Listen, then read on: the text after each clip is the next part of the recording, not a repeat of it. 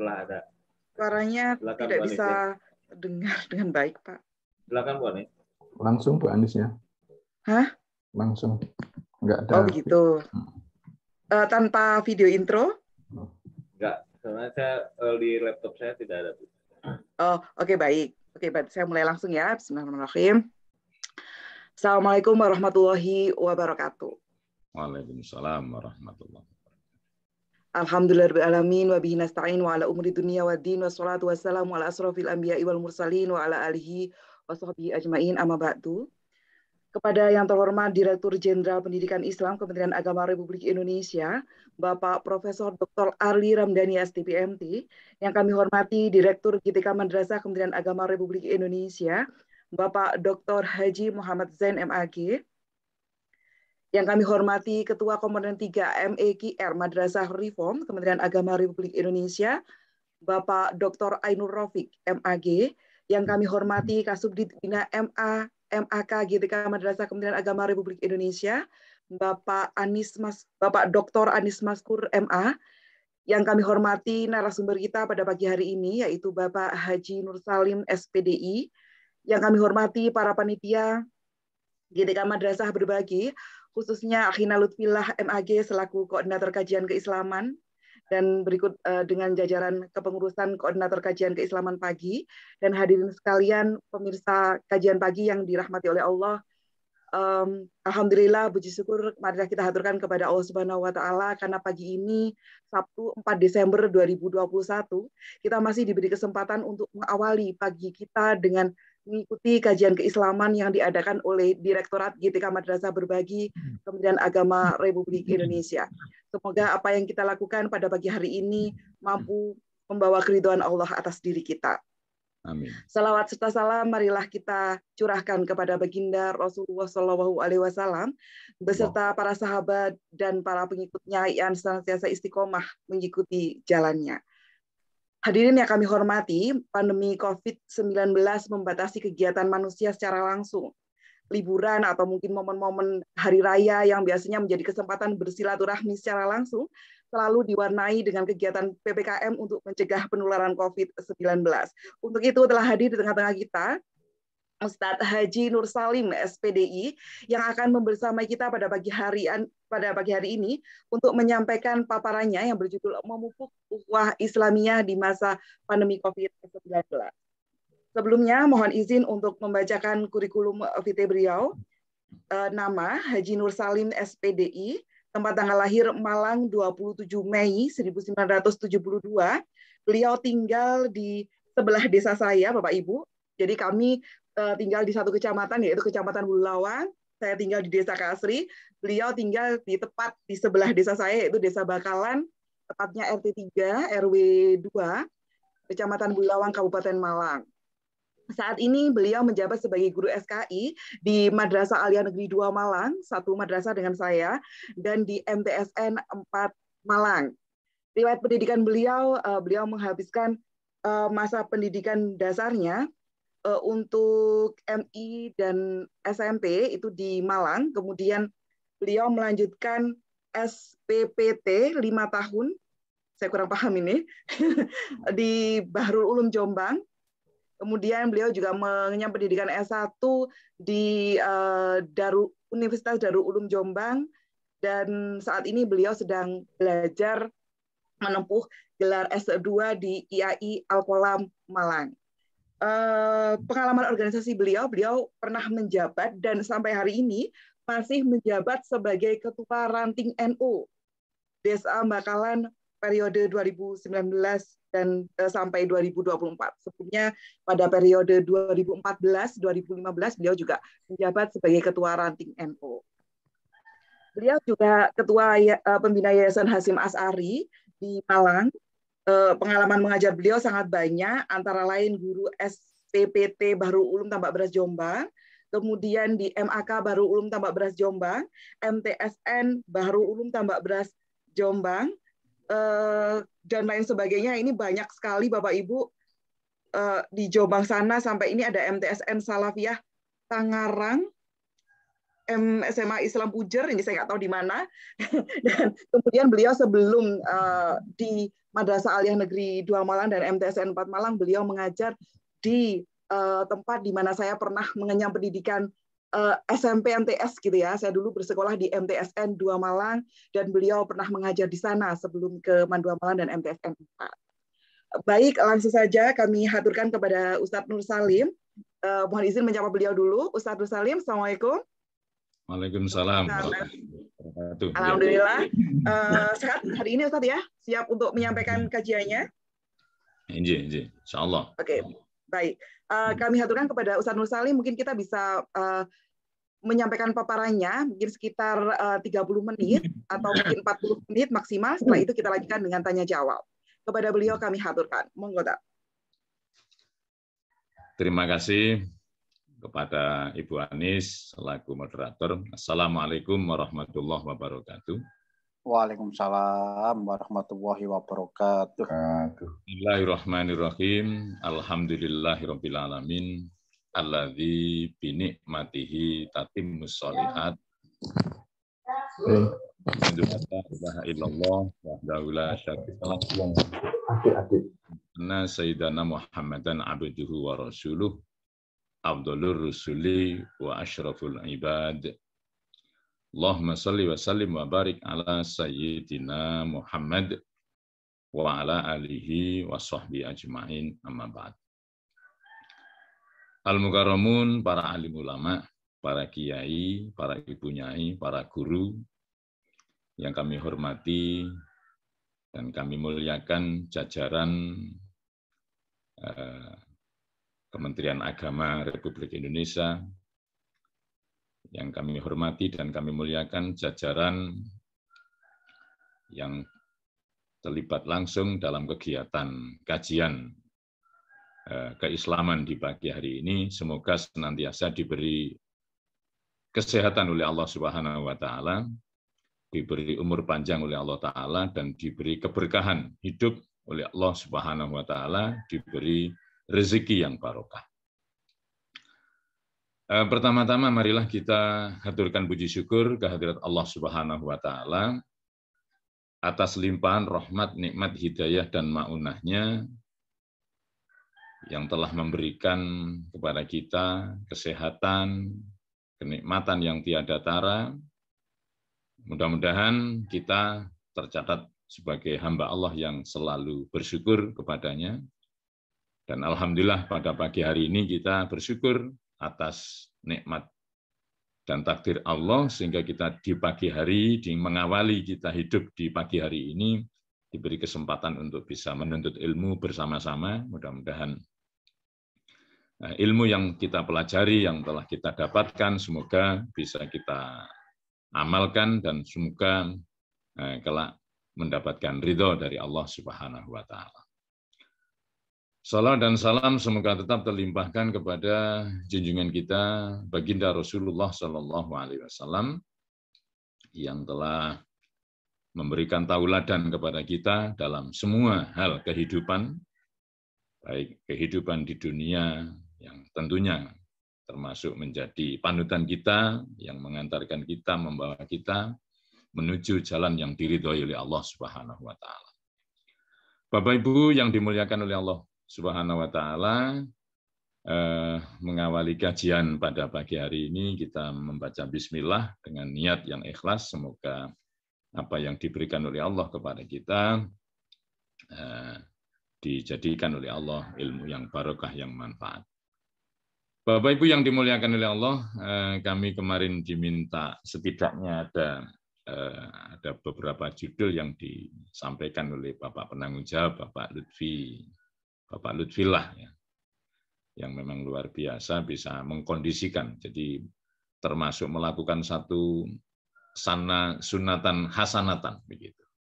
Jadi melakukan satu amalan yang menjadi satu tradisi mungkin di pagi hari ini, di pagi setiap pagi ini merupakan satu amalan yang baik. Kita mengawali dengan kajian. Ya, memang seperti itulah seharusnya kita harus menambah ilmu. Nah, mudah-mudahan amal jariahnya Pak Lutfillah ini dan teman-teman semuanya, Pak Nasihin dan lain-lain, yang tidak bisa kami sebut satu persatu, mohon maaf, mudah-mudahan menjadi sedekah jariah yang terus mengalir kebaikannya. Bapak Ibu yang dimuliakan oleh Allah, Bismillahirrahmanirrahim, ini memupuk ukhuwah Islamiyah di masa COVID atau pandemi COVID-19. Nah, ini menjadi salah satu isu yang bukan hanya nasional, tapi ini adalah internasional, di mana COVID ini memang ya satu hal baru yang sebelumnya tidak pernah terpikirkan, sehingga ini akan menjadikan satu hal yang berimbas kepada kegiatan-kegiatan. Ya, termasuk kegiatan peribadatan seperti yang kemarin kita telah juga merasakan bersama, ya, bagi orang-orang yang seperti yang jauh dari tempat tinggal, dia bekerja asalnya, ini kan kalau hari raya mesti mudik, ya, dengan tujuannya kan silaturahmi dan sebagainya. Tapi ini termasuk ada hal-hal yang tidak biasa, sehingga ini menjadi emergensi sehingga tidak memungkinkan untuk ketemu dan sebagainya. Sehingga itulah yang dilakukan oleh pemerintah adalah sebagian daripada darul mafasid. Jadi mencegah kerusakan yang lebih. Ya, jadi darul mafasid muqaddamun ala jalbil masolih. Jadi menolak berbahaya atau bahaya itu lebih diutamakan, lebih didahulukan daripada melakukan satu amalan yang mungkin di situ mengandung manfaat yang baik. Nah, Bapak Ibu yang dimuliakan oleh Allah Subhanahu wa taala, ukhuwah di sini adalah yang pertama, jadi orang yang tentunya dikatakan iman, jadi cerminan iman kepada Allah. Jadi dalam kondisi apapun, baik sarok wa dharok, ya. Nah, makanya seperti doanya orang menikah itu kan, kalau Nabi mendoakan kan cukup praktis, barakallahu laka wa baraka alaika. Itu kan maknanya barokah yang dalam kondisi enak, gitu, dan barokah dalam kondisi yang tidak enak. Gitu. Jadi namanya bisarok wa dharok. Jadi senang maupun tidak senang, kondisi COVID maupun tidak COVID. Lebih-lebih kalau COVID, jadi mungkin asal ukhuwah yang sudah melemah, yang sudah menurun, bagaimana bisa dipupuk kembali, ya, dengan berbagai macam cara upaya yang insya Allah mungkin hikmahnya di balik itu semua adalah setelah kita menyadari, ya, likulli syai'in hikmah, setiap sesuatu itu ada hikmah, ternyata dengan wasilah, ya, dengan perantara adanya COVID itu, dengan diturunkannya wabah itu oleh Allah, ternyata manusia banyak lebih cerdas untuk berpikir. Jadi hikmah di balik itu semua.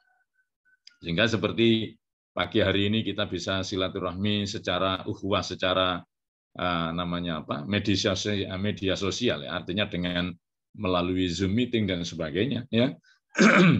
Maka ini adalah termasuk ukhuwah yang tanpa batas. Jadi tanpa batas. Justru luar biasa. Ini bagian cerminan keimanan. Orang yang beriman selalu ada di dalam dirinya, semua itu adalah ada hikmah. Sebagaimana firman Allah dalam Al-Quran, A'udzubillahi minasyaitonirrajim, Bismillahirrahmanirrahim. Innamal mu'minuna ikhwatun wa aslihu baina akhwaikum wattaqullaha la'allakum turhamun. Jadi orang-orang yang Islam itu, ya, sesungguhnya orang-orang yang mukmin, ya, mukmin ini dalam arti orang yang cerminan keimanan kepada Allah Subhanahu wa taala. Maka orang-orang yang beriman, ya, harus, ya, yang notabene kita penduduk Indonesia ini kan mayoritas kan beragama Islam. Jadi kalau orang Islam yang sudah dikatakan mukmin ini tentunya dalam menyikapi sesuatu itu jauh lebih dalam, gitu. Artinya lebih dalamnya itu, ya, dikembalikan sesuatu itu kepada Allah Subhanahu wa taala. Jadi orang-orang yang mukmin, orang-orang yang beriman kepada Allah Subhanahu wa taala, ini sudah barang tentu orang-orang yang melakukan satu kebaikan. Jadi kalau apalagi kita berbicara Islamiyah ya. Jadi secara Islam itu kan al-muslimu akhul muslim. Jadi orang Islam satu dengan Islam yang lain adalah saudara. Gitu. Jadi karena saudara ya fa'aslihu baina akhwaikum. Kita diminta untuk bagaimana melakukan satu kebaikan. Jadi kebaikan di sini yang kalau disampaikan oleh dalam tafsir Ibnu Katsir itu bagaimana orang-orang itu bisa melakukan satu perdamaian yang sifatnya adalah menyelesaikan dari berbagai macam pertikaian. Nah, kalau sekarang ini lebih kondisi kita ya dalam artian bangsa kita. Jadi ini harus dipupuk betul. Karena kalau dulu maaf pertikaian itu yang sifatnya hal-hal yang katakanlah misalnya dulu ya awal-awal dulu katakan ya beda paham lah gitu, beda paham ya. Jadi misalnya ada yang ini sholat subuh ini pakai kunut, ini enggak pakai kunut misalnya contoh. Nah, sekarang sudah tidak ke situ lagi itu kenapa itu tidak ya bisa jadi karena katanya Ki Anwar Zaid itu, kenapa kok tidak dibahas lagi ya? Soalnya gak podo sembahyang kabeh. Nah, ini kan juga. Tapi bukan itu inti daripada bagaimana kita itu menyelesaikan atau menislahkan itu lebih hal sekarang yang terjadi adalah orang itu merendahkan satu sama lain. Jadi banyak orang yang merendahkan ya temannya. Ya. Jadi ini akhirnya memecah daripada uhuwah. Gitu. Jadi sebagaimana firman Allah dalam Al-Quran juga kita dilarang untuk merendahkan satu kaum. Ya bisa jadi orang yang kita rendahkan itu di hadapan Allah lebih baik. Itulah kalau dalam kitab Bidayatul Hidayah itu karangan Imam Al-Ghazali itu beliau juga menyampaikan. Jadi kita dalam menyikapi orang itu jangan sampai salah. Gitu, sehingga ya bisa apa tahu dia lebih baik karena semua itu endingnya kan di akhir. Damaikan ya, perbaiki hubungan. Jadi kita memperbaiki hubungan. Bagaimana sih hubungan kita ini? Ya, kemudian di situ dilanjutkan oleh Allah dengan wattaqullah. Kita diminta untuk bertakwa. Ya, takwa itu kalau sudah dikatakan takwa itu memang mudah dikatakan, tapi prakteknya itu berat karena imtisalu awamir kan, perintah-perintah Allah semua harus kita lakukan dan ijtinabu nawahihi, larangan-larangan Allah itu harus kita tinggalkan. Nah, ini bagian dari cerminan keimanan kepada Allah Subhanahu wa taala. Jadi orang yang iman dalam kondisi apapun ya, baik fisarra wa dharra itu tetap melakukan satu ukhuwah gitu. Yang kedua adalah bagian dari cerminan nikmat Allah. Jadi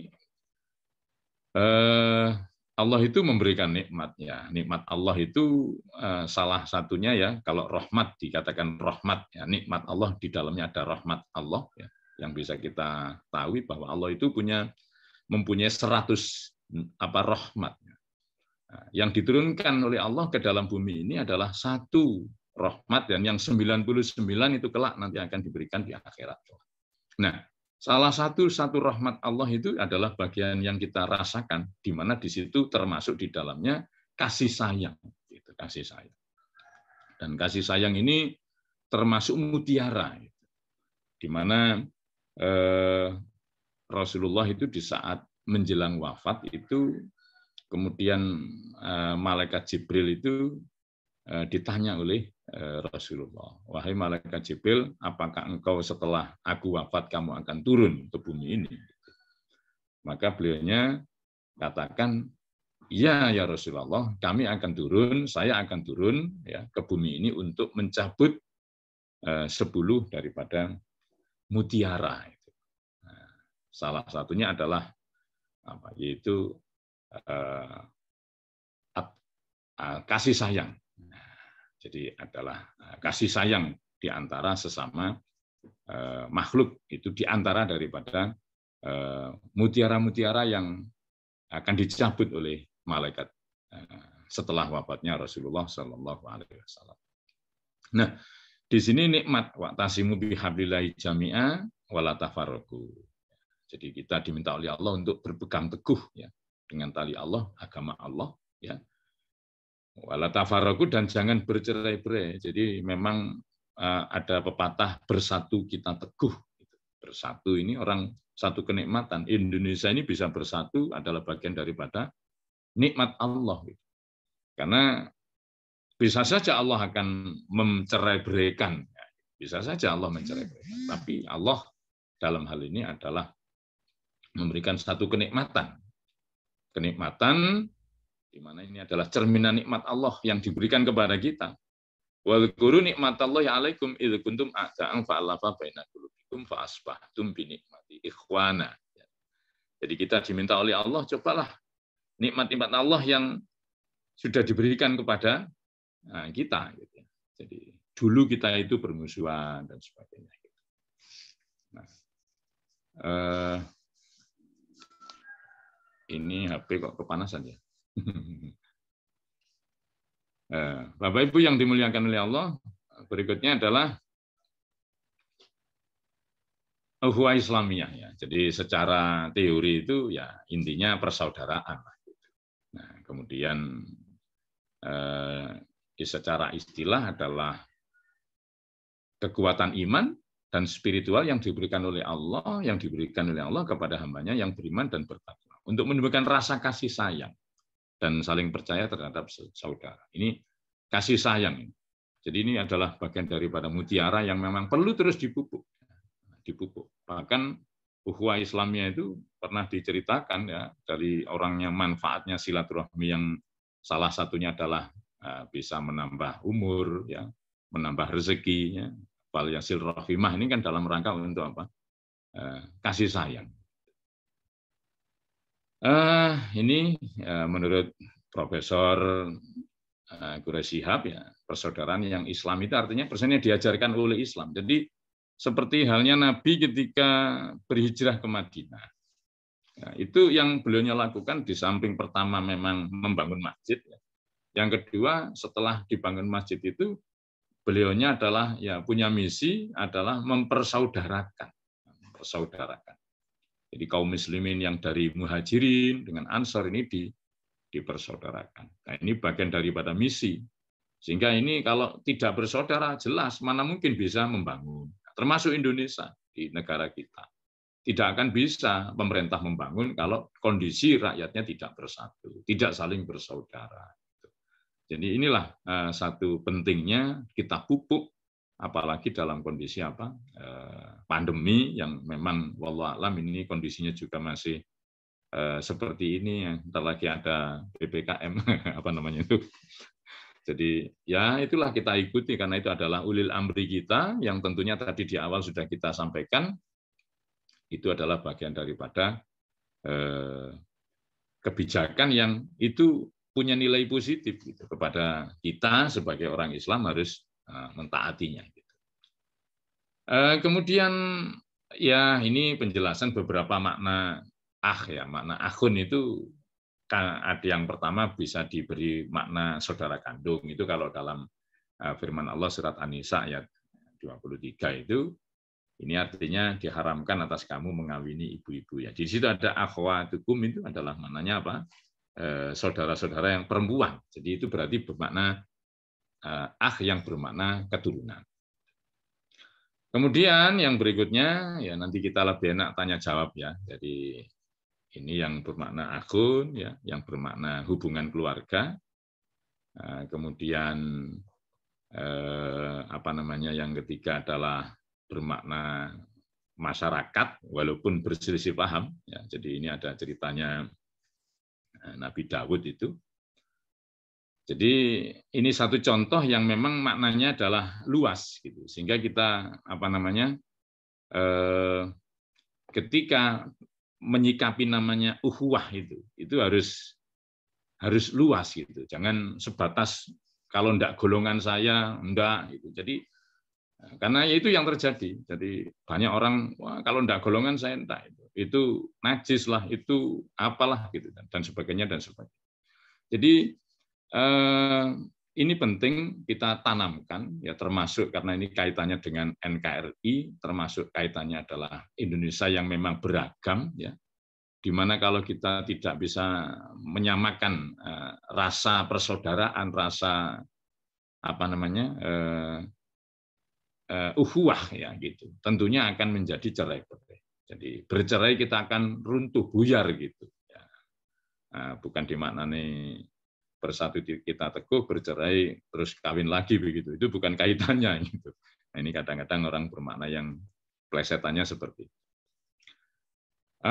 Juga ada yang bermakna ikhwah di situ adalah saudara seagama yang seperti di ayat yang Al-Hujurat tadi. Jadi di situ yang mengandung makna saudara seagama. Jadi ya tentunya lebih-lebih kalau seagama ya memang harus lebih solid begitu. Jadi tetap itu memang harus karena kita mempunyai satu keyakinan yang harus kita perteguh sebagai bukti kita itu orang yang mengamalkan agama gitu. Ya, kalau tidak, jadi dalam konsep agama ukhuwah itu sudah diterangkan, jadi lakum dinukum waliyadin.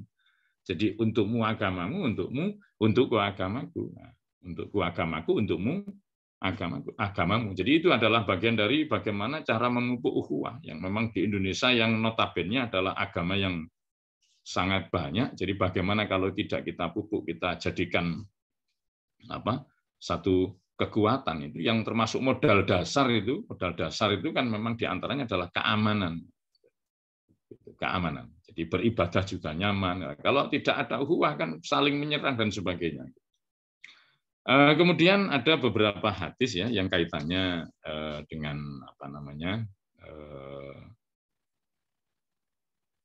ukhuwah ya. Jadi ada beberapa hadis, ada di situ la yu'minu ahadukum hatta yuhibba li akhihi ma yuhibbu li nafsi. Jadi tidak dikatakan sempurna iman seseorang. Jadi memang iman itu menjadi dasar.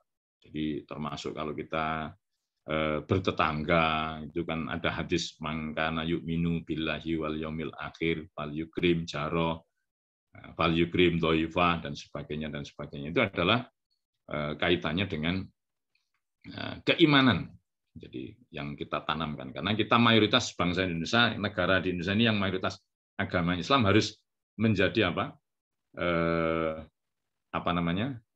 contoh gitu.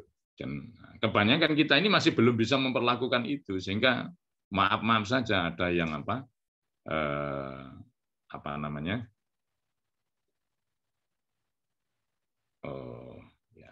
jadi ada yang kondisinya ya, jadi maunya itu nyerang, maunya itu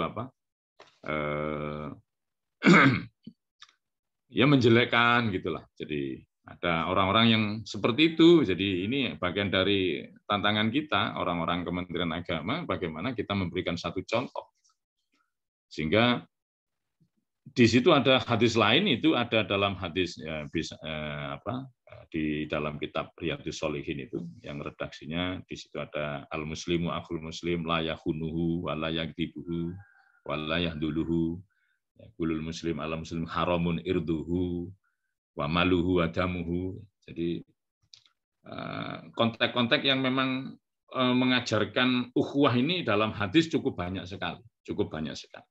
Jadi orang Islam dengan Islam lain itu haram loh kalau sampai harga dirinya. Bahkan masuk dalam kategori dolim kalau sampai kita itu melakukan satu penganiayaan atau kepada saudara kita. Jadi makanya kajian yang kemarin itu juga ada kaitannya itu. Jadi termasuk orang yang man kanat indahumat lamatun li akhihi.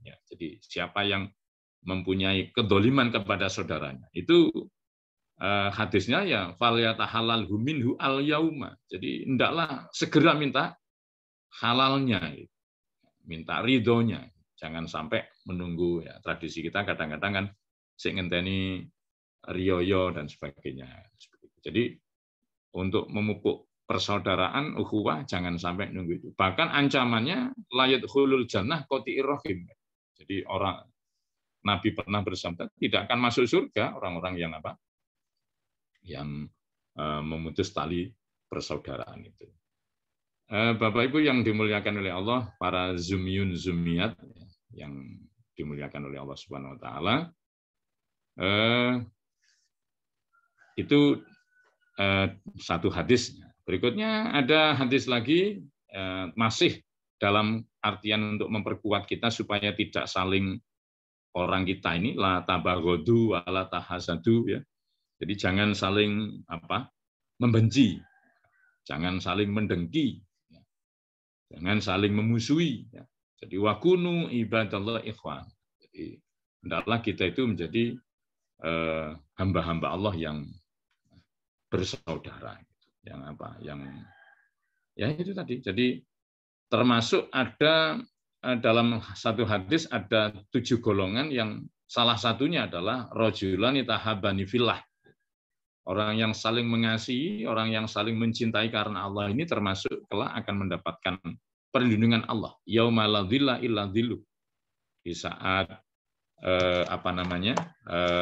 mahsyar yang sangat sulit, yang sangat mencekam, yang sangat menyulitkan dan sebagainya itu, orang-orang yang diantaranya orang yang mendapatkan pertolongan Allah adalah orang-orang yang tahabbani fillah, orang yang saling mencintai. Maka ini perlu sekali kita itu berpikir yang positif, melihat saudara kita itu dengan penuh kasih sayang, supaya apa? Allah akan memberikan satu rahmat kasih sayang. Jadi termasuk dalam hal ini adalah barang siapa yang tidak memberikan kasih sayang di dalam orang-orang makhluk di muka bumi, man lam yarham ya fil ard, yang tidak memberikan kasih sayang kepada orang-orang yang ada di bumi, maka Allah tidak akan memberikan satu rahmat kasih sayang. Termasuk bersyukur kepada seseorang ini juga cerminan Allah akan mengaitkan orang itu tidak akan bersyukur kepada Allah kalau kepada manusia saja tidak mau bersyukur. Itu bagian juga dari cerminan betapa pentingnya kita itu saling berhubungan dengan sesama makhluk. Wala yakhul muslim ayah jurahu fauqa salasin, ini contoh misalnya jangan sampai kita itu tidak halal ya memutus hubungan ya, misalnya tidak sependapat kemudian bahasa Jawanya itu satru begitu ya. Nah, itu juga bagian dari hal-hal yang dilarang oleh agama. Karena tadi di awal tadi saya sampaikan ada la yadkhulul jannah qati'ur rahim. Jadi orang yang sudah memutus itu tidak akan masuk surga, karena di dalam surga ini tentunya adalah orang-orang yang mencerminkan perilaku-perilaku yang telah dicontohkan oleh baginda Rasulullah Shallallahu Alaihi Wasallam. Berikutnya singkat-singkat saja, nanti kita diskusi bareng. Nah ini macam-macam ukhuwah. Jadi ukhuwah yang ada kita ini ada yang mengatakan 4. Ini menurut Profesor Qurra Shihab beliaunya mengambil 4. Jadi ada ubudiyah, ada ukhuwah basyariyah, watoniyah, ada ukhuwah fiddin, al-Islam. Ini artinya ya ubudiyah sesama hamba Allah. Ya. Kita ini kan sebenarnya kan harus saling kasih sayang. Bahkan ada satu cerita dakhalat imra'atun bihiratin. Dakhalat imra'atun an-nara bihiratin. Di dalam Alfiyah itu ada satu cerita. Seorang wanita itu masuk neraka gara-gara kucing, seekor kucing. Ini kan berarti menunjukkan ukhuwah yang sesama hamba Allah. Jadi kucing pun juga hamba Allah. Nah, kita juga hamba Allah. Jadi sama-sama hamba Allah, maka harus saling kasih sayang. Basyariyah. Nah, kalau basyar ini lebih ke arah manusianya, kemanusiaan. Jadi kita ini basyar ya, yang sifatnya sifat kemanusiaan. Tentunya kita bisa memperkuat ukhuwah basyariyah. Ini tidak melihat siapa dia, karena seperti bangsa kita ini, Indonesia ini kan dari Sabang sampai Merauke. Saya punya cerita sedikit waktu ke Tanah Suci itu, kebetulan dalam setiap kali kegiatan saya sering diajak oleh orang-orang Afrika. Jadi orang-orang Afrika yang tentunya badannya lebih besar daripada saya, kulitnya hitam, tapi mereka itu luar biasa baik. Jadi saya berkali-kali diajak ikut umroh itu dengan mobilnya dia. Ini contoh. Sampai waktu di Multazam pun itu pernah saya mau berdoa di depan pintu Ka'bah yang multazam antara Hajar atau Aswad dengan pintu Ka'bah tadi itu saya pernah ditarik sama orang-orang Afrika itu untuk bisa mendekat di situ, karena kalau posisi seperti kita berhadapan dengan mereka jelas nggak mampu, fisiknya tidak kuat kita. Nah, ternyata dia kuat, subhanallah, dapat pertolongan Allah. Akhirnya saya ditarik, tangan saya ditarik kemudian ditaruh di depan beliau, sehingga saya bisa menempelkan, ya, dalam arti memang untuk bisa berdoa di Multazam. Ini adalah ukhuwah, ya, basyariah yang sifat kemanusiaannya tidak bisa melihat apakah harus satu ras. Kadang-kadang orang ini kan kesukuan, ya. Ini yang kadang-kadang menjadikan terjadi retak gitu. Tempo lalu seperti kejadian di mana itu dulu di Kalimantan, ya, itu yang terjadi. Itu contoh, ya. Ini kan suku Dayak dan sebagainya. Ini kan bagian dari tidak adanya ukhuwah basyariah, sehingga mereka, ya, lebih-lebih kepada kita yang menuju ke watoniyah. Kalau watoniyah kan kebangsaan, ya, seluruh Indonesia. Tapi kalau basyariah ini jauh lebih luas. Lebih luas di penjuru dunia yang itu manusia. Nah, kemudian ada lagi lebih kuat lagi, ya, ukhuwah fiddin yang dalam arti fiddin al-Islam. Jadi inilah yang ditekankan sebagai contoh bahwa orang Islam itu harus menunjukkan ukhuwahnya. Nah, tentunya ini berdampak kepada yang lain. Di Madinah waktu itu Nabi membuat satu kesepakatan yang disebut dengan Piagam Madinah. Itu kan justru bagaimana di antara umat-umat yang lain ini menjaga, ya, tentunya menjaga ukhuwah, sehingga pembangunan di kota Madinah, penataan segala macam di kota Madinah ini bisa menjadi baik, ya, tentunya menjadi satu contoh cerminan negara yang di situ hampir seperti Indonesia. Mungkin ada, kalau di sana kan ada suku-suku, ya, sama di Indonesia juga ada suku-suku, agama-agama juga ada, sehingga ini bisa menjadi baik. Ini tentunya tidak lepas dari macam-macam ukhuwah yang memang harus diterapkan dulu oleh kita yang mayoritas orang Islam lebih bisa menjalankan. Intinya kan jadi persaudaraan yang tadi di awal kita sampaikan. Kemudian, nah, ini bagaimana sih asas ukhuwah itu, ya, ada ta'aruf, ya, jadi saling mengenal, ya, sebagaimana firman Allah dalam Al-Qur'an itu kan, ya ayyuhannas inna khalaqnakum min dzakarin wa unsa, gitu. Wa ja'alnakum syu'uban wa qabaila lita'arafu, kemudian inna akramakum indallahi atqakum. Ini ada cerita ini ada orang salah baca itu. Ya, mohon maaf itu. Jadi ada orang salah baca, mungkin karena masih awal-awal bisa ngaji mungkin. Jadi ketika membaca zakarin itu, zakarnya itu dipanjangkan. Jadi min zakarin gitu. Ya, itu zakarnya jangan panjang-panjang itu. Itu contoh. Kemudian tafahum, saling memahami. Jadi bagaimana sih ukhuwah itu? Kalau kita tidak saling memahami kan, ya, tidak bisa. Namanya ukhuwah itu kan harus saling mengenal, memahami kelebihan dan kekurangan. Ya, bisa jadi kelemahan seseorang bisa kita tutup dengan kelebihan kita. Ya. Kemudian ini kalau itu tidak kita pahami, ya, bisa jadi kesalahpahaman. Nah, kalau kesalahpahaman ini dibiarkan menjadi paham yang salah. Nah, jadi salah paham bisa menjadi paham yang salah. Kemudian ta'awun, ya, ini asasnya. Jadi ada 4 ini asasnya bagaimana ukhuwah itu bisa dilakukan dengan baik. Kemudian ta'awun ini artinya, ya, saling menolong. Kalau konsep Islam kan wa ta'awanu 'alal birri wat taqwa wa la ta'awanu 'alal ismi wal 'udwan. Jadi tolong menolong dalam arti apa? Ya, yang lemah. Ya, sekarang kan memang peduli. Seperti bangsa kita ini kan kemarin ada bencana, dan ada yang membantu. Nah, jadi itulah Allah Ta'ala ciptakan seperti itu supaya, ya, hidup ini menjadi berkah gitu. Jadi bukan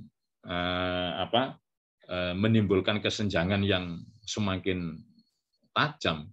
tidak. Tapi dalam artian bagaimana ta'awun, konsep ini saling membantu. Jadi menolong yang kuat, menolong yang lemah, sehingga kita saling menguntungkan. Ya, adanya yang kaya itu kan butuh orang miskin. Dikatakan kaya karena ada yang si miskin. Jadi dikatakan orang tidak ngerti, ada yang ngerti. Inilah yang harus kita ciptakan, ya kita lakukan sehingga terjadi keseimbangan. Yang keempat adalah takaful, ya, maknanya saling memberikan jaminan. Jadi kalau di dalam hadis Nabi yang tadi saya sampaikan, kulul muslimi alal muslimi haramun irduhu wa maluhu wa damuhu, itu at-taqwa hahuna, ya. Itu adalah bagian dari takaful. Jadi orang Islam, ya, termasuk al-muslimu man salimal muslimu min lisanihi wa yadihi. Jadi orang yang dikatakan muslim itu orang yang Islam lainnya itu merasa aman dari lidahnya, tangannya. Artinya apa? Ya, dia itu bisa menjamin. Jadi kalau orang Islam yang mengajarkan ukhuwah itu adalah yang bisa menjamin.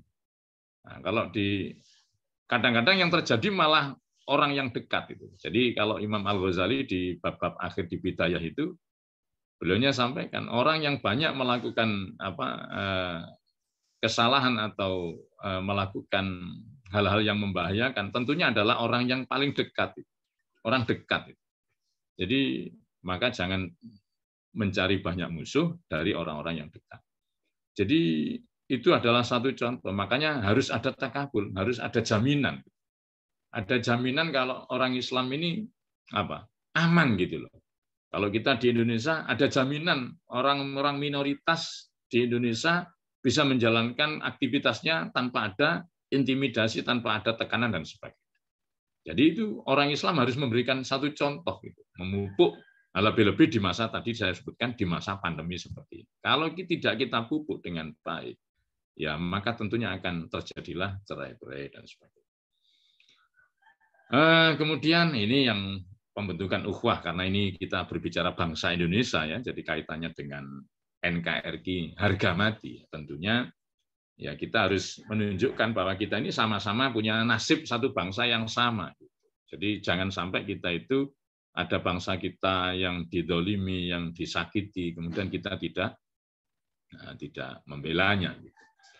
Adanya keinginan bersama untuk merdeka melepas dari belenggu penjajahan, ini kalau di saat itu kita ini kan merdeka ini kan dalam arti bebas, mempunyai kemerdekaan, kebebasan. Belenggu itu kan belenggu penjajah juga bukan berarti penjajahan secara fisik yang terjadi pada zaman dahulu, tapi penjajahan-penjajahan belenggu-belenggu yang memang itu adalah ada pada bangsa kita. Ini jangan sampai dibelenggu dengan kebutuhan, dibelenggu dengan kepentingan, sehingga ini akan menjadikan satu ukhuwah yang bisa pecah.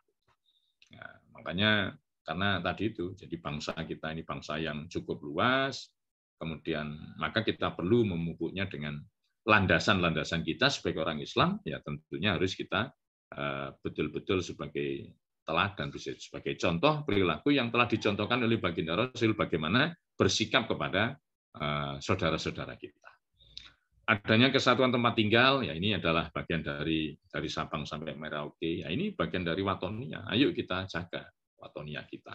Makanya termasuk hubul waton minal iman itu kan, nah ini disampaikan oleh syairnya Mbak Wahab itu, ya waton, ya hubul waton minal iman, ya. Jadi mencintai tanah air, ya di dalamnya, artinya tanah air itu kan ya di situ ada orangnya, ada segala macamnya. Jadi ini penting.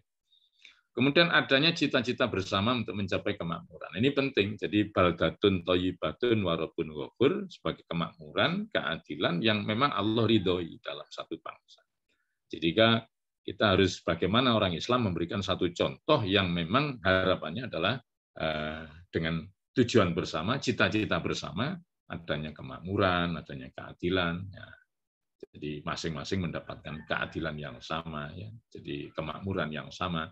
Sehingga yang terjadi dulu di mana yang tadi saya lupa, di Kalimantan itu, ya, di mana itu? Itu kan karena di mana itu Pak Nasin? Di mana itu? Di Kalimantan yang pernah? Di mana? Mohon maaf, Ustaz. Mungkin bisa dipercepat karena waktu kita sudah menunjukkan pukul 5.59. Kita Ya, membutuhkan silakan. kesempatan untuk bertanya jawab. Oke, Monggo. siang ini pas sampai jam 6 ini sudah selesai materinya. Sekian, terima kasih. Jadi mungkin seperti itu dulu ya, kita kajian ini kan kita sharing ya. Jadi bagaimana masing-masing punya pemahaman ya, punya ya gitu, ada Pak Rahmati. Ya saya kira begitu, mohon maaf kalau ada kekurangan kesilapan, mohon maaf. Ya, sebatas itu kita saling berbagi. Kalau ada salah saya mohon dimaafkan, kebenaran memang dari yang kuasa. Kan begitu Pak Nasin ya. Wassalamualaikum warahmatullahi wabarakatuh. Waalaikumsalam. Waalaikumsalam warahmatullahi wabarakatuh. Luar biasa. Ukhuwah Islamiyah adalah cermin keimanan dan nikmat Allah Subhanahu wa taala yang harus dijalin di antara kaum muslimin bahkan meskipun kita dalam keadaan berselisih paham sekalipun. Dalam konteks yang lebih luas, ukhuwah terdiri dari ukhuwah ubudiyah, basyariyah, watoniyah, dan ukhuwah fi din al-Islam.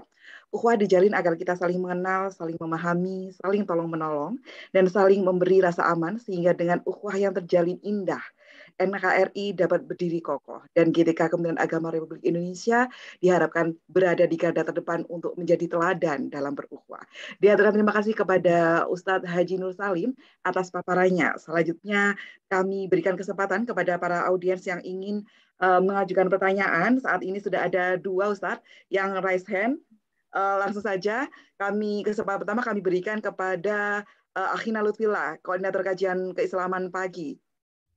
Monggo, Ustaz. Saya add to spotlight. Monggo. Ustaz Lutfi, apakah bisa meng-unmute? Assalamualaikum warahmatullahi wabarakatuh. Waalaikumsalam warahmatullahi wabarakatuh, Tak. Monggo. Luar biasa Pak Yai Nur Salim ini sangat mencerahkan sekali dan memotivasi kita semua, keluarga besar Kementerian Agama RI, yang harus bisa menjadi kementerian terbaik di Indonesia, menjadi tauladan terbaik di mana saja berada, harus menebar kebaikan-kebaikan. Karena kita nggak sadar kematian akan datang secara tiba-tiba, kita nggak tahu kapan Allah menjemput kita. Sehingga dengan kajian pagi keislaman itu memang kita diuji ya, meskipun partisipan hanya 50 orang, tapi insya Allah dari 50 itu akan didesiminasikan ke seluruh Indonesia, akhirnya menjadi 5.000, menjadi 50.000, menjadi 5 juta kan itu. Ya kalinya 700 Pak Lutfi. Yang jelas saya membaca beberapa referensi itu Jepang kena Hiroshima Nagasaki di tahun 1943, Indonesia merdeka di juga tahun 1945, sama-sama merdeka, Jepang terpuruk, Indonesia merdeka. Secara logika berpikir mestinya kita harus bisa melampaui Jepang. Ya. Tapi fakta di lapangan kita ini kaya sumber daya alam, ya, gemah lipah loh jinawi tentrem raharjo omai makrong pinggir embong tandurane lombok terong sopo simete udele bodong. Ibaratnya seperti itu. Jadi yang saya tanyakan Bapak, jadi kalau orang-orang kita sumber daya alam terkaya di dunia, tapi sayangnya yang memanfaatkan sumber daya alam itu adalah non-muslim, mungkin seperti itu dalam tanda petik. Padahal kita ini mayoritas. Saya sampai merindukan umat Islam itu akan menjadi pemimpin di negerinya sendiri, seakan-akan seperti itu. Jadi baldatun thayyibatun wa rabbul ghafur itu seperti itu. Ibaratnya ini tantangan bagi orang Muslim yang mayoritas, kita sumber daya manusianya harus ditingkatkan. Mungkin bisa dipersingkat, Tat? Oke. Saya persingkat gini. Jadi mungkin kiat-kiat kita bangsa Indonesia agar tidak semakin terpuruk, ibaratnya mereka sudah berbicara planet Mars, kita masih di planet bumi.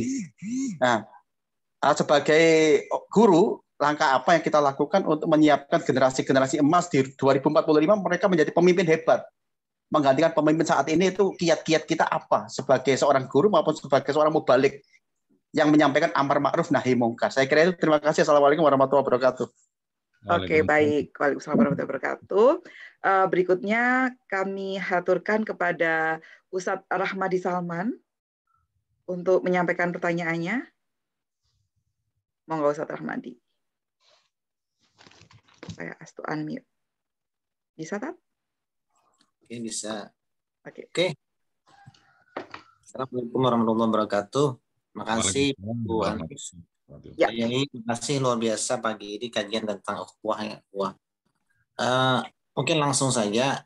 Saya punya tetangga non muslim. Sebelah kanan non muslim, sebelah kiri muslim gitu. Tapi dalam keseharian kita lebih akrab dengan non muslim gitu. Artinya orang muslim yang muslim seiman dengan kita, dia itu sering acuh, sering gimana gitu. Nah, sedangkan yang non muslim malah lebih akrab gitu dalam segi kemanusiaan, segi bertetangga gitu. Nah, apakah salah ya bagi kita ketika memuliakan orang non muslim di samping yang muslim gitu? Pertama, yang kedua, saya sangat setuju tadi ya dengan ada karena satu binatang, karena kucing bisa seseorang masuk neraka, dan ada juga karena anjing masuk surga gitu, kan ada ceritanya begitu. Nah, mungkin ini ada hubungannya dengan ukhuwah insaniyah, ukhuwah syariah, mungkin ada ukhuwah hayawaniyah gitu. Mungkin syukran Ustaz, makasih Yai, makasih luar biasa pagi ini. Assalamualaikum warahmatullahi wabarakatuh. Waalaikumsalam warahmatullahi wabarakatuh. Saya remove dulu slide-nya. Baik, tadi ada 3 pertanyaan. Yang pertama terkait dengan kiat-kiat agar Indonesia mampu melakukan percepatan peningkatan kualitas generasi muda agar mereka mampu menjadi pemimpin terdepan di bangsa ini, terutama yang muslim, nggih, Ustadz Lutfillah. Kemudian yang kedua dari Ustadz Rahmadi, apakah salah jika kita menjalin hubungan baik atau lebih akrab dengan warga-warga yang non-muslim pada saat kita bertetangga dengan mereka, seperti itu. Kemudian yang ketiga terkait dengan ukhuwah hayawaniyah. Monggo, langsung saja ditanggapi. Terima kasih kepada Pak Komandan, ya, Pak Komandan Klepon ini. Betul sekali. Bapak Lutfillah ya. Jadi kiat-kiat ini sebenarnya Rasulullah sudah memberikan tuntunan ya. Jadi ya harus kita mulai dari kita. Kita mulai dari kita. Ibda binafsik, artinya Kementerian Agama orang Islam kepingin maju ya harus dimulai dari kita. Contoh yang sudah dilakukan oleh Pak Lutfillah sebagai penanggung jawab kajian, ini bagian dari langkah awal ini. Bagaimana kiat-kiat untuk membangun peradaban. Jadi memang man aradad dunya fa'alai bil ilmi, wa man aradal akhirah fa'alai bil ilmi. Ya dua-duanya harus dengan ilmu. Nah, kiat-kiat bagaimana menyiapkan generasi. Nah, ya ini dimulai dari kita, dari Dewan Guru. Kalau memang kajian seperti ini namanya Indonesia Berbagi, kan guru se-Indonesia berapa jumlahnya? Kementerian Agama se-Indonesia ini berapa jumlahnya? Nah, tentunya ini bagian dari koreksi kita. Jadi koreksi. Kita mau membangun memang berat. Gitu. Jadi memang berat. Tapi memang harus ada kiat. Dan alhamdulillah sudah dilakukan oleh Kementerian Agama dimulai dari Komandan Pak Lutfillah ini yang dengan kajian. Nah, ini tentunya akan menyiapkan generasi-generasi ke depan. Sebagai seorang tenaga pendidik, kita sebagai utamanya di guru ya, dan tenaga kependidikan, yang ada kaitannya dengan keilmuan. Makanya ilmu ini menempati ranking tertinggi. Jadi termasuk surga kelak itu surganya orang yang menuntut ilmu. Nah, luar biasa. Kan pernah ada satu cerita Syekh Abdurrahman Al-Khafir itu. Beliaunya ketika menggali kubur seseorang, tiba-tiba dia mengalami pengalaman spiritual, tiba-tiba ada anak yang dimakamkan tadi, diambil oleh malaikat, diangkat ke langit. Itu ternyata dia siapa dia itu? Ternyata orang menuntut ilmu. Luar biasa. Sehingga termasuk yang kedua adalah orang yang membantu saudaranya tadi, kakaknya yang bekerja untuk memberikan nafkah adiknya yang menuntut ilmu. Itu sama diangkat oleh Allah. Nah, itulah maka kiat-kiat yang tentunya Kementerian Agama harus memang memulai dari sini itu sudah baik. Tinggal disusun bagaimana target-target supaya sumber daya alam di Indonesia ini bisa dikelola oleh orang-orang Islam. Di kita ya Islam ini sudah banyak contoh ya, termasuk contoh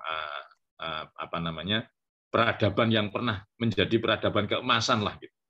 Seperti di Turki Utsmani bisa sampai menguasai 3/4 dunia ya, kemudian dalam kemakmurannya ya. Jadi salah satu contoh seorang khalifah yang beliaunya itu kepingin tahu seberapa rakyatnya makmur. Beliaunya itu membuat satu adegan cerita dengan pura-pura sakit.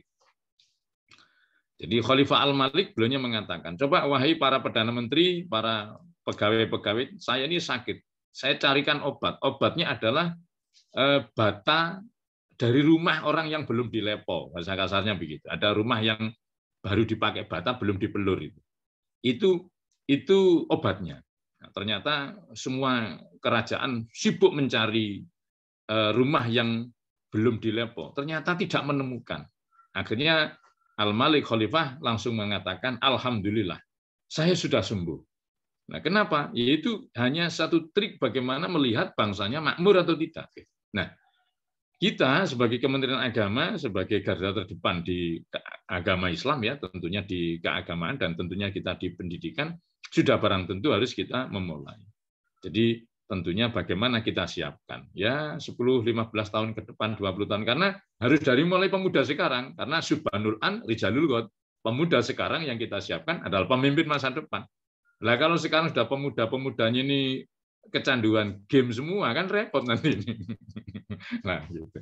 Sehingga mau dibawa kemana gitu. Mau menjadi baldatun thayyibatun arubun ghafur, rasanya sudah diambil orang lain. Karena kita, ini bagian dari tantangan kita di garda terdepan sebagai guru. Ini yang pertama. Yang kedua, dari Pak Ustadz siapa tadi? Riyadi ya? Ya. Rahmadi. Ustadz Rahmadi. Rahmadi, mohon maaf ya. Beliaunya menjalin hubungan dengan non-muslim. Ya, enggak apa-apa. Ya, enggak apa-apa. Ini sudah ada batasan kok. Cuman lakum dinukum waliyadin gitu loh. Kalau masalah muamalah silakan. Muamalah silakan, muasyarah silakan, tapi dalam hal satu yang tidak boleh dicampur adukan. Jadi lakum dinukum itu batasan ukhuwah itu silakan. Dalam hal yang lain ukhuwah basyariahnya silakan. Jadi tidak ada salah. Oh kita ini ketika berbuat baik, ini pernah diundang acara syiar Baitullah di Bali, Pak. Di Bali, Pak. Nah, di mana di situ orang-orang Bali yang notabene banyak beragama Hindu, ketika kita sampaikan tarbiyah, dia memahaminya justru mendapatkan hidayah. Ada cerita begini Pak Nasihin ya. Jadi saya membaca talbiyah, labbaik Allahumma labbaik, labbaik la syarika laka labbaik, innal hamda, sampai selesai. Ternyata orang Hindu itu dengar dari jauh, dia bilang begini ke saya, oh Tuhannya orang Islam itu baik ya, lama-lama baik begitu. Jadi labbaik Allahumma labbaik itu dia pikir Tuhannya orang Islam itu baik dan lama-lama tambah baik. Itu akhirnya saya mau masuk Islam gitu. Nah, ini Masya Allah. Kan gara-gara mendengar lantunan talbiyah yang waktu itu kami sampaikan. Nah, yang ketiga adalah ukhuwah. Apakah ada ukhuwah hayawaniyah gitu? Ya sebenarnya kita itu kan hayawanun natik kan begitu. Jadi kita itu tahu banyak dengan hewan yang lain. Nah, yang membedakan kan ilmunya. Makanya kalau orang itu nggak punya ilmu kan mautun, qabla mauti kan begitu. Jadi jadi ya sama, dia makan kita makan gitu. Yang membedakan makanya kita dikasih akal tujuannya untuk mencari ilmu, untuk bagaimana dunia ini bisa kita untuk kita akhirat kita, untuk dunia kita ya dengan ilmu. Jadi kalau cerita orang bisa masuk surga gara-gara anjing juga benar. Itu tadi karena kasih sayang tadi itu. Jadi jangankan manusia gitu.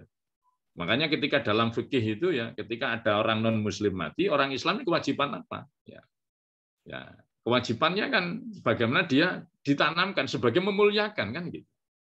Ya, tidak wajib memandikan tadi mengkafani, mencolati, tapi kewajiban kita adalah sebagai manusia menguburkan. Ini manusia.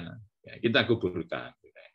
Jadi bagian dari penghormatan gitu. Karena bisa jadi karena menghormati seseorang itu, kasih sayang itu akhirnya muncul seperti yang tadi saya katakan, ada hidayah oleh Allah. Karena kita tidak tahu. Ya, pernah ada cerita itu kan ada itu. Jadi seorang yang melakukan dia itu non muslim tapi dapat salam dari Rasulullah itu. Jadi seperti itu kira-kira. Mungkin kalau Oke, baik, diaturkan terima kasih kepada Ustadz Haji Nur Salim. Namun sebenarnya ini masih menarik sekali Bapak Ibu, tapi waktunya sudah menunjukkan 6.14. Mungkin lain waktu Ustadz Nur Salim bisa diundang kembali di acara kajian keislaman dengan topik yang lain untuk membicarakan hal-hal yang lain yang tentunya juga akan sangat menarik gitu.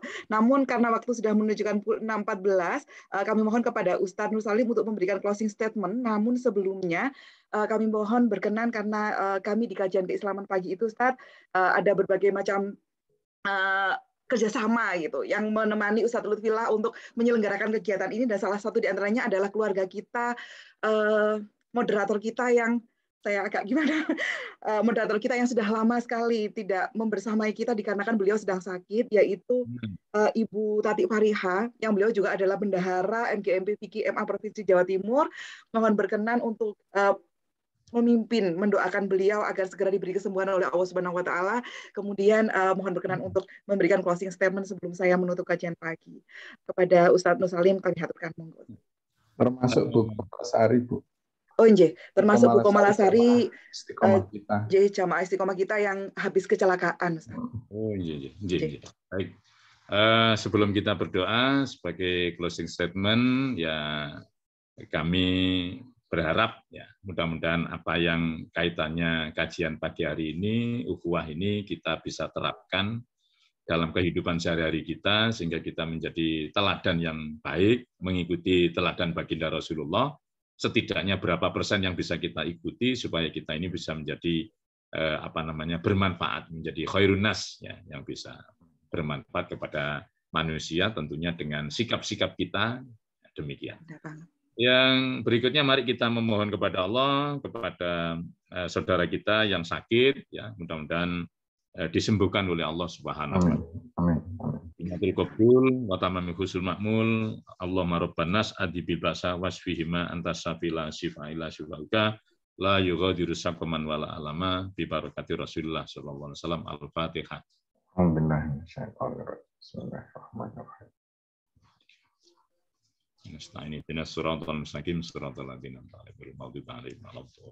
Demikian Al-Fatihah itu 5 qiraatlah. Semoga Fatihah yang kita baca tadi oleh Allah dengan tujuan untuk pengobatan, mudah-mudahan Bu Tati dan Bu Kumala yang sakit, semoga oleh Allah fadilah, barokah, wasilah Fatihah kita mudah-mudahan oleh Allah diijabah dan diberi kesehatan oleh Allah Subhanahu wa taala, dan mudah-mudahan semuanya yang terlibat di kegiatan ini saya doakan panjang umur, sehat walafiat. Amin ya Allah. Waalaikumsalam warahmatullahi wabarakatuh. Waalaikumsalam warahmatullahi wabarakatuh. Kami haturkan terima kasih yang sebesar-besarnya kepada Al-Mukarram Ustadz Haji Nur Salim SPDI selaku narasumber kita pada pagi hari ini, dan kepada seluruh pemirsa kajian pagi yang selalu senantiasa menyimak kajian keislaman pagi baik melalui Zoom maupun YouTube. Kami haturkan terima kasih yang sebesar-besarnya. Karena waktu sudah menunjukkan pukul 6.17, maka kami mohon izin untuk mengundurkan diri dari kali ini. Mewakili segenap panitia yang bertugas, kami menghaturkan terima kasih sekali lagi dan mohon maaf apabila ada kesalahan dan kekurangan. Semoga kita mampu senantiasa menjalin ukhuwah Islamiyah sehingga Indonesia menjadi sebuah negeri yang indah, damai, tenang, baldatun thayyibatun warabun ghafur, gemah ripah loh jinawi. Amin amin ya rabbal alamin. Mari kita akhiri dengan doain majelis bersama-sama. Subhanakallahumma bihamdika asyhadu an la ilaha illa anta astaghfiruka wa atubu ilaik. Saya Anis Nurawida dari Madrasah Alia Negeri 2 Malang, Jawa Timur, selaku membawa acara. Mohon maaf yang sebesar-besarnya apabila ada kesalahan dan kekurangan. Wallahul muwaffiq ila aqwamit thoriq. Wassalamualaikum warahmatullahi wabarakatuh. Sampai jumpa kembali Bapak Ibu. Waalaikumsalam warahmatullahi wabarakatuh. Terima kasih Bapak Ibu semuanya. Kesaksiannya mohon maaf saya nggak bisa berkata banyak, masih seperti yang kemarin. Sudah mendingan, alhamdulillah. Alhamdulillah. Kita tutup bersama dengan hitungan mundur ketiga. 3, 2, 1. Sampai jumpa kembali Bapak Ibu.